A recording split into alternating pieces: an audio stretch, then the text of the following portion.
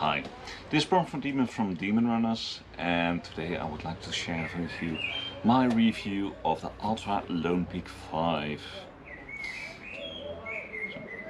If you like this kind of content and want to see more of it, or you want to see how the trails are in the Netherlands, Belgium, Germany, then give us a like, subscribe to our channel. Don't forget to click the bell button in order to get a notification once we upload a new video. And if you have any questions or comments, feel free to leave us a message down below at the comment field. So today, the Lone Peak 5 from Altra. This is the second pair of shoes I've tried out from Altra. A quick notification: all these shoes have been bought by myself. I'm not sponsored, I've been not given these shoes. I can say whatever I want. I have tested them in order to share my opinion of them with you, so I'm not obligated to make them prettier or do whatever what the manufacturer says. So these are my own honest opinions about the shoe. The Altra Lone Peak 5 is the second pair of shoes I've tested. Before this one I've tested the Timp 3. There's a review of it in our channel, so if you find that interesting, please check it out. The reason I actually wanted to try out the Lone Peak 5 is, first of all, Altra is really known for their specific kind of shoes. They are zero drop shoes, which means there's a zero drop between the back end and the front end of the shoes, and their foot-shaped toe box, which really got me interested for trying them out, because as of lately I've ran with other brands of shoes, but they gave me some hot spots around the front of the foot area. And a good demonstration of what the shape is to put them beside another type of shoe. Yeah. I've got a different kind of shoe, and the Altra, and you can see the white toe box, which really is for me a plus point from Altra. And the reason why I wanted to try out the Lone Peak 5 is I heard a lot of good things about the Lone Peak 5, the Lone Peaks for short. They have been used quite a lot by through hikers, and a lot of trail runners, mostly in the United States. So I was really curious, well, how does it work? How does they feel on the foot once you run in them? The weight is not their lightest. It's about 305 grams in my size 9, but it doesn't feel like that. That's because they are quite flexible. They're really comfy. Their midsole material is the Ultra Ego. What I've tested out is it's not my favorite kind of midsole material. I really liked the Quantic midsole material which they use for the Timp, but it's okay. It's okay. I find the energy transfer from this kind of midsole less than the other kind of midsole.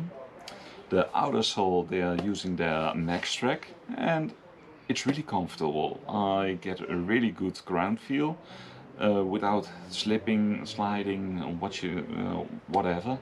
I've tried it out in snow, mud, hard-packed material, rocks, loose rocks, bigger rocks, and I never had any doubt in if I would slip or fall. So that's really comfortable. What also is a real plus point is the fit. There's a really comfortable toe box where you can splay your toes really well. I find it very comfortable, and they even have a wide version, so I don't know how wide those feet are going to be once you need the wide version, but hey, Bigfoot's everywhere. You can really get a good lock with the laces on the midfoot. I love those laces. They're flat, they're square, and they have a really good grip. You don't have to retie them or they come loose. No, it's really comfortable. And they feel like a slipper. It's a really soft upper. Even the heel area where other shoes have a really firm or protective stiff heel, this one is really yeah, soft, and my personal preference is that I like that. The upper is also really breathable. They have used a kind of a ripstop portion, and with some protection, some leather and some hard protection on the side, some rubber I think. They've laser cut some holes on the front and on the side for, well, I think breathability or drainage, and that's also a really plus point of these shoes. They dry very well, so that's really comfortable. They have several overlayers, even a bit compared to the Timp 3, but the glue they've used on these overlays, maybe it's an idea to use it also for the Timp 3, because, well, if you see my previous review of the Timp 3, I was not impressed by the glue they used for the overlays. For the leather overlays, they have sewn stitch them so that that's not going anywhere, and even the toe guard, that's also been stitched. I understood from previous editions that it was only glued and they had a tendency to come loose. So, and also of course the velcro and loop for the gaiters, loops on the tongue and the heel to get it on. Speaking of the tongue, this is a really comfortable tongue. It is a bit gusseted to the shoe, so you have a good fit, but with other shoes the tongue has a tendency to curl up or to fold over itself, and that's not a really nice feeling. It's also a little bit padded, so that's also really comfortable. Would I consider using this shoe? Well, I wouldn't very use them for ultras. These wouldn't be my go-to ultra shoes. I would consider them between, well, 10 to 40k, with a lot of dirt or nature. Also, the road, if you run on tarmac or asphalt or any other stony paved surfaces, it's not my most comfortable feeling I got in these shoes. They really excel in nature, in woodland areas, hardback trails, soft trails, a bit rocky, a bit loose, sandy. These are very comfortable.